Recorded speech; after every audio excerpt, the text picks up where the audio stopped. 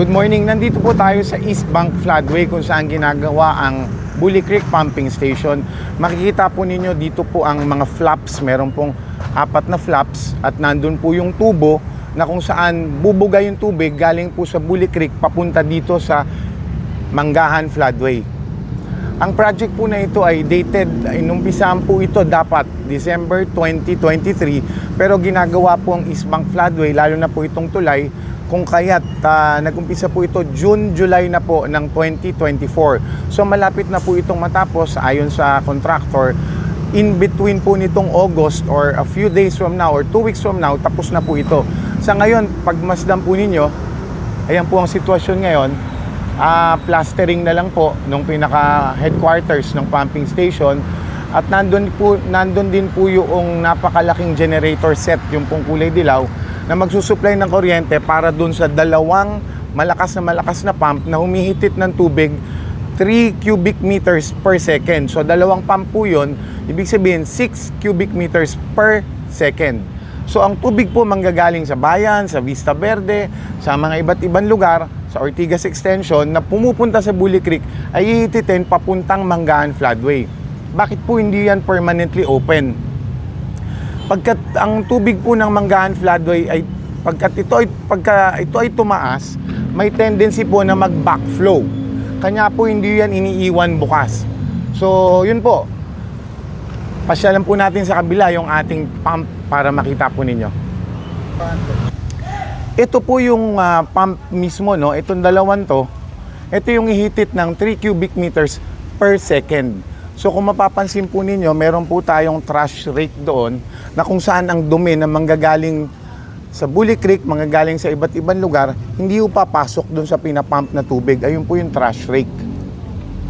Kung mapapansin ninyo, meron din pong steel piles na kinakabit. Yan, no? Nakabaon po yan ng malalim. Kasi po kapag wala niyan, ang tendency po pag nilaliman o drainage itong waterway na to, magko-collapse po yung mga walls sa paligid. Andito po tayo ngayon sa Pasig side nitong Bully Creek outfall, ano. Yun po ang San Andres. Ito po ang Santa Lucia, Pasig. Kanina po galing tayo doon sa ginagawang pumping station. Ang kasalukuyan po ninyong nakikita ay dinedredge o nilalaliman itong Bully Creek outfall. Ang original design po kasi nito ay outfall lang, ano, pagka umapaw yung Bully Creek na original, aapaw po, ipapump papalabas ng floodway. So sabi ko nga po kanina, hindi po pwedeng permanently open dahil magba-backflow ang tubig galing sa floodway. Lalo na kapag tumaas ang floodway, malulunod po ang bayan. So ito po ngayon yan, nilalaliman. At merong 6 na flaps doon, pinaka-floodgate, may strainer, papunta po dito. Yung pong kini-question na tambak, wala pong dadaanan ng ating heavy equipment. So unti-unti po yung itutulak at pag natapat sa mga kalye, dun po i-unload po yan, ano. Nandito tayo ngayon sa dulo ng original na floodgate, ano. Ito yung unang-unang floodgate dito. Ayan, bulok na yan, ano. So ito yung original na floodgate.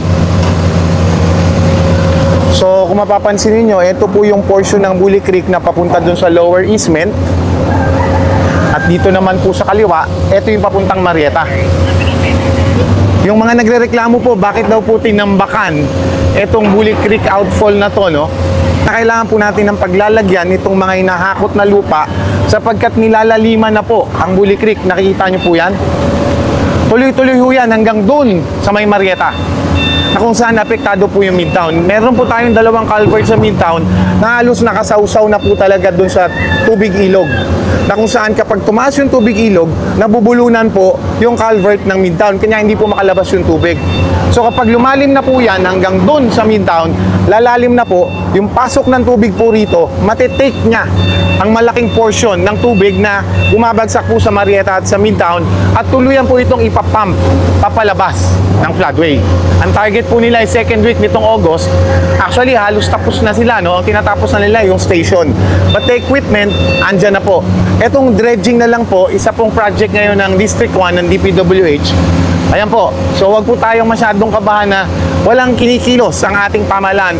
Tuloy-tuloy po ang trabaho po natin dito. Paalala lang po, yung mga nagtatapon ng basura sa ilog, kagaya po nito. Ito po, ang lakas makabara.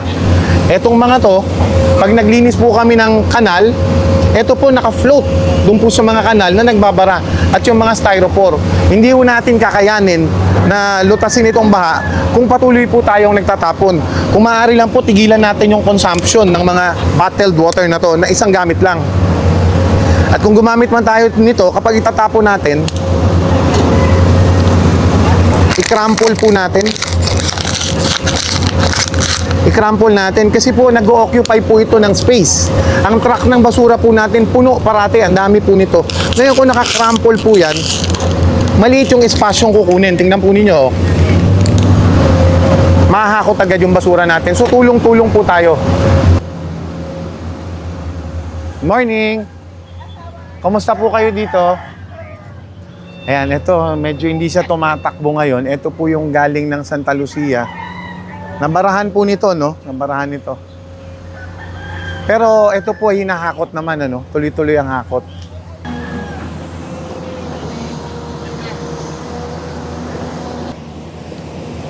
So makita ninyo, tinutulak. Ayun, may gulong pa ako nakita, oh. Solid na, oh. Ang dami pong mga batong ilog. Ang dami pong basura. Itutumpok po yan ang itutumpok tapos hahakutin. So, napansin niyo doon sa kabila, may nakakatumpok na rin, oh.